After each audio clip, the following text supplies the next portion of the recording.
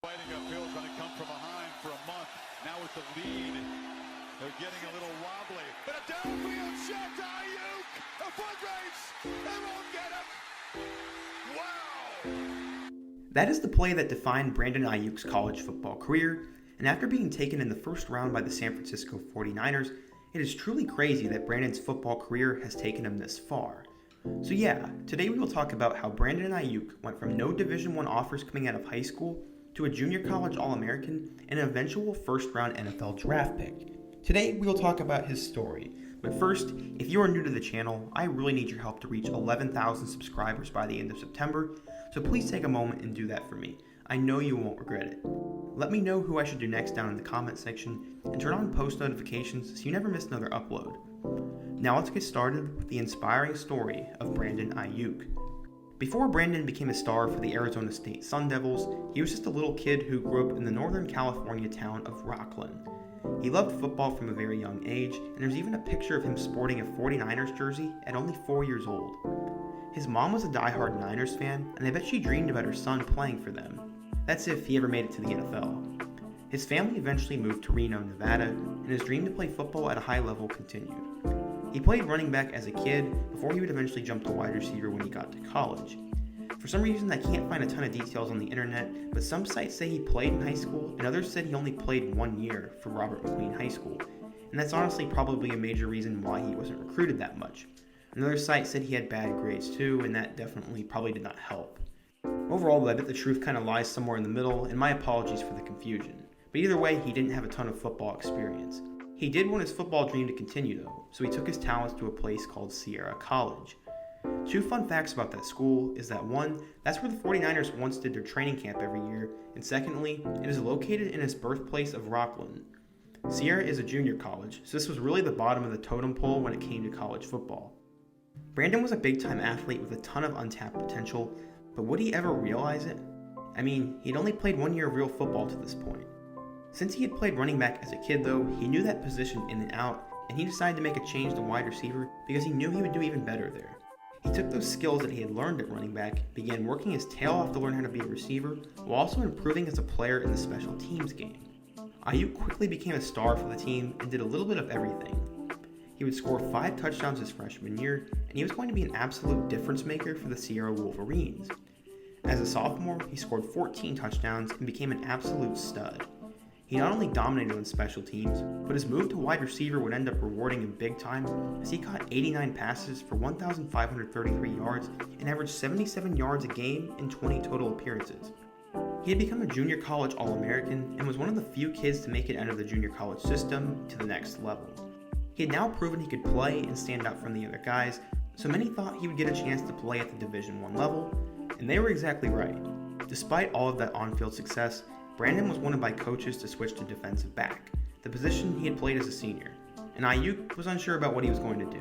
He would eventually pull in offers from schools such as Colorado State, Kansas, Arizona State, Tennessee, and Alabama. Yes, Aiyuk was offered a scholarship by Nick Saban, but there were a couple reasons why he didn't end up there.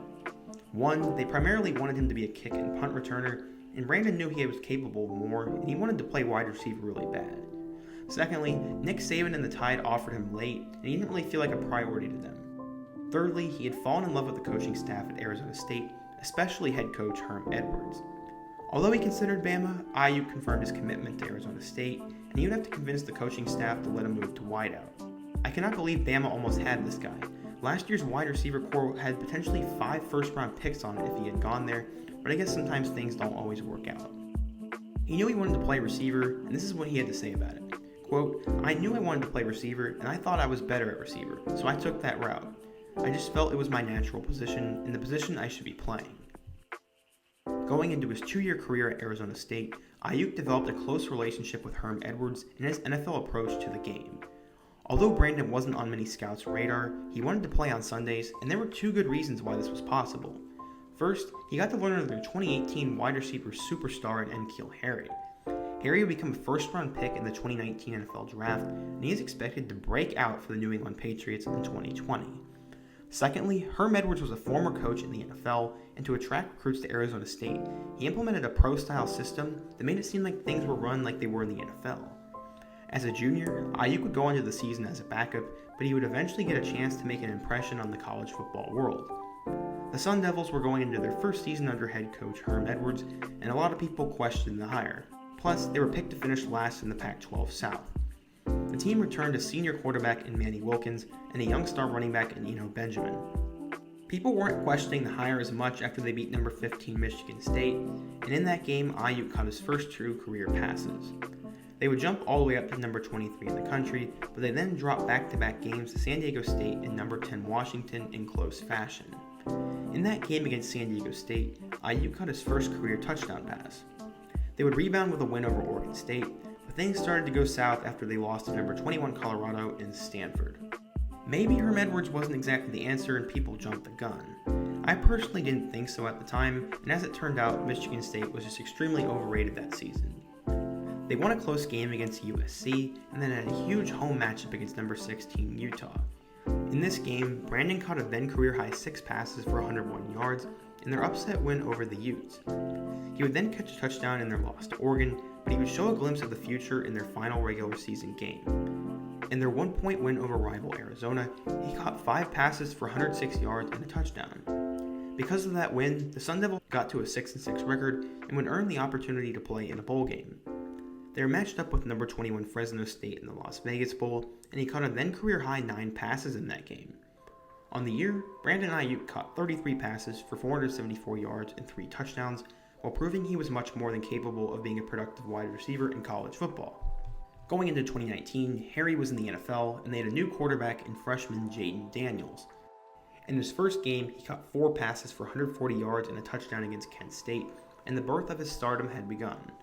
He would then help lead them to a huge road win against number 18 Michigan State, and just like last year, the Spartans ended up being overrated.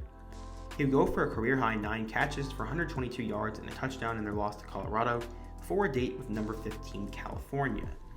The Golden Bears were one of the early surprises of the 2019 season, but Arizona State had handled them pretty easily.